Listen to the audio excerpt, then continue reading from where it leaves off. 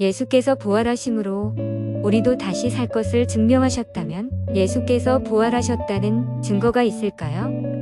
예수께서 돌아가실 때 성소 휘장이 위로부터 아래까지 찢어져 불이 되고 땅이 진동하며 바위가 터졌습니다. 해가 중천에 있을 12시부터 3시까지 온 땅이 어두워졌습니다. 이때 어떤 사람은 이 사람은 진실로 하나님의 아들이었도다고 말하고 무리들은 가슴을 치며 돌아갔습니다. 이 모든 것들이 예수께서 죽으셨다는 증거이지만 예수께서 부활하신 증거가 있을까요? 예수가 부활하셨다는 물증을 제시할 수 없는 증인들은 자신의 목숨으로 물증을 대신했습니다. 다른 종교에선 목숨을 물증으로 제시하지 않습니다. 다른 종교에도 순교자가 없는 것은 아니지만 그 수가 극히 적으며 그 목적이 다릅니다. 2차도는 본 것을 증거하기 위해서가 아니라 불교를 전파하기 위해 목숨을 버렸고 이슬람의 순교자들은 내세의 안녕을 위해서 목숨을 버립니다. 사람들은 천국에 대한 약속이 수많은 기독교인으로 하여금 온갖 핍박과 고난을 견디게 했다고 생각합니다. 그것은 성경을 모르는 사람들이 하는 말입니다.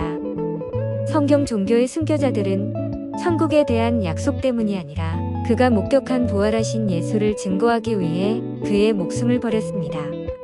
네루는 그의 세계사 편력에서 기독교인이 구원을 얻으려 하는 것은 어린아이가 과자를 얻으려 하는 것과 같다고 말했습니다. 정말 인간이 천국에 대한 약속 때문에 핍박과 고난을 견딜까요? 100대 정도 두들겨 맞는 것이 핍박이라면 그렇게 생각할 수도 있습니다. 그러나 하루 이틀이 아니라 여러 날 동안 주리를 틀고 뼈를 깎는 고통을 당하면서도 살아나지 않은 예수가 살아나셨다고 거짓 증거할까요? 한두 사람은 모진 고통을 참을 수 있습니다. 그런데 수많은 그리스도인들이 모진 핍박을 당하다가 죽으면서까지도 그의 뜻을 꺾지 않은 이유는 무엇 때문일까요? 하나님은 인간에게 장착해 두신 정직이라는 프로그램을 믿으시고 당신의 증인을 모진 핍박 가운데로 보내십니다. 그리고 인간은 그 정직성으로 인해 그가 본 부활하신 예수를 부인하지 못하는 것입니다. 과학자들에게 묻습니다.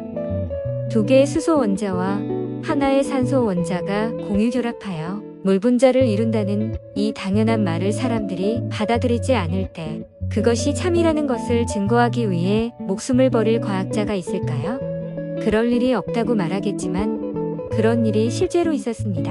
1632년 갈릴레오가 두 우주체계에 대한 대화를 통해 지동설을 설파하자 종교재판에 회부되어 문책을 받게 되었습니다. 갈릴레오는 지구가 태양 주위를 돈다는 이 절대적 진리를 두고 재판정에서는 천동설을 긍정했습니다. 그가 지동설을 위해 목숨을 버리지 않은 것은 목숨이 그가 주장하는 진실보다 더 귀중하기 때문이었습니다. 그런데 어떤 사실을 위해 목숨을 물증으로 제시한 증인이 있다면, 그리고 그 증인의 수가 무수히 많다면 그것은 진실로 받아들이기에 충분한 사실이 아닐까요? 과학자는 그가 실험한 데이터를 물적 증거로 제시하지만 예수의 증인들은 목숨을 예수 부활의 물적 증거로 제시합니다. 예수 부활이 역사적 사실이라면 인간의 역사에 기록되었을까요? 예수는 신화다의 작가인 프리크와 겐디는 인류 역사상 글을 읽고 쓰는 능력이 비약적으로 발달한 로마 시대에 살았던 27명의 작가 중에 요세푸스와 성경 외에는 아무도 예수 부활에 대해 말하지 않았는데 어떻게 예수 부활을 역사로 볼 수 있는가라고 묻습니다. 이 말은 역사가 무엇인가를 먼저 생각해 본 뒤에 해야 할 말입니다. 세상 역사에 예수에 대한 이야기도 없지만 세상 역사는 공자나 붓다나 마호메트나 자라투스트라의 삶도 다루지 않았습니다. 공자, 붓다, 마호메트의 생애와 교훈은 모두 세상 역사가 아니라 그 제자들의 기록을 통해 전해졌습니다. 역사란 역사 기술의 주체에 대한 기록이므로 세상 역사는 예수에 대한 이야기를 다루지 않았습니다. 역사가는 개인의 사생활을 다루지 않습니다. 그런데 예수 당시 유일한 유대인 역사가인 요세푸스는 예수의 부활에 대해 다음과 같이 증거합니다. 예수가 죽은 지 3일째 되는 날, 그는 다시 살아서 그들 앞에 나타났다. 이것은 하나님의 선지자들이 이미 예언했던 바 예수에 대한 많은 불가사의한 일들 중에 하나였다. 예수는 신화다의 저자들은 요세푸스만 예수의 이야기를 다루었기 때문에 예수의 이야기는 역사가 아니라고 말하지만 AD 50년경에 태어난 로마의 역사가인 타키투스는 그의 연대기에서 그리스도는 티베리우스의 통치 기간에 로마의 행정관이었던 본디우 빌라도의 손에 극단적인 형벌을 받았다고 기록했습니다. 사실만 다루는 역사가가 비보통적 사건인 예수 부활 사건을 다루었다는 사실과 유다와 멀리 떨어진 로마의 역사가가 예수께서 형벌받으신 사건을 기록했다는 것은 예수가 실존 인물이요 예수의 부활이 역사적 사실이기 때문이 아닐까요? 사람들은 요세푸스와 타키투스의 기록을 과소평가하지만 공자나 붓다나 마호메트나 자라투스트라의 삶을 다룬 역사가 전무한 것에 비하면 두 사람의 기록은 수학적으로 무한에 해당하는 것입니다.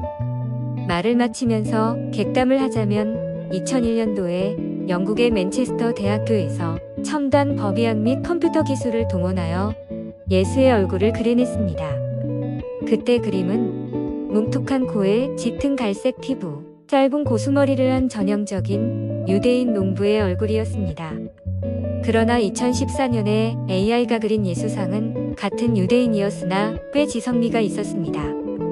AI가 초상화를 그렸다는 것을 예수가 역사적 인물이라는 증거로 내세운다면 사람들에게 웃음거리가 되겠지만 현대과학의 총아인 AI가 예수는 실존 인물이 아니므로 그릴 수 없습니다 하고 답하지 않은 것이 예산일일까요? 다음번엔 호암의 가장 큰 관심사였으리라고 생각되는 부저와 구원에 대해 말씀드리겠습니다. 감사합니다.